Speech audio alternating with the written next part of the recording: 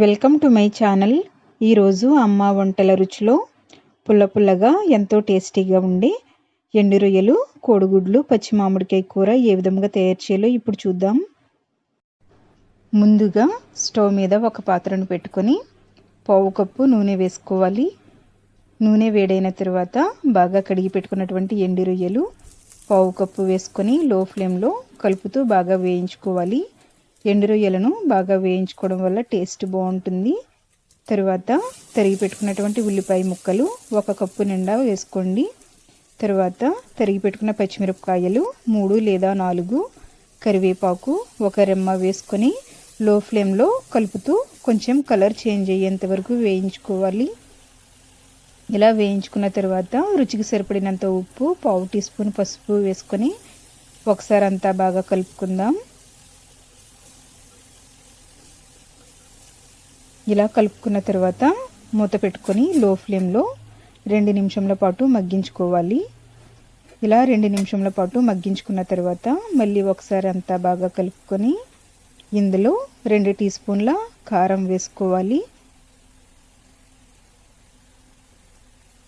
వేసుకొని ఇది అంతా బాగా మిక్స్ చేసుకున్న తర్వాత ఇందులో 1 గ్లాస్ వాటర్ వేసుకొని ఉడికించి పెట్టుకున్నటువంటి 4 కోడిగుడ్లకు ఇలా ఘాట్లు పెట్టుకొని వేసుకోవాలి. ఇలా ఘాట్లు పెట్టుకోవడం వల్ల కారం, ఉప్పు బాగా పడతాయి.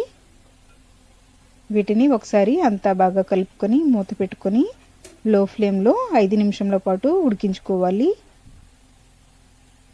5 నిమిషంల పాటు ఉడికించుకున్న తర్వాత ఇందులో తొక్కు చెక్కుకొని చిన్న చిన్న ముక్కలుగా కట్ చేసుకున్నటువంటి మామిడికాయ ముక్కలు పావు కప్పు వేస్తున్నాను.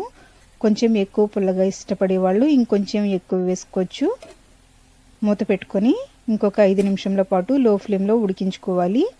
ఇలా కొంచెం దగ్గరగా అయ్యేంత వరకు ఉడికించుకున్న తర్వాత ఇందులో కొద్దిగా కొత్తిమీరను వేసుకొని స్టవ్ ఆఫ్ చేసుకుందాం.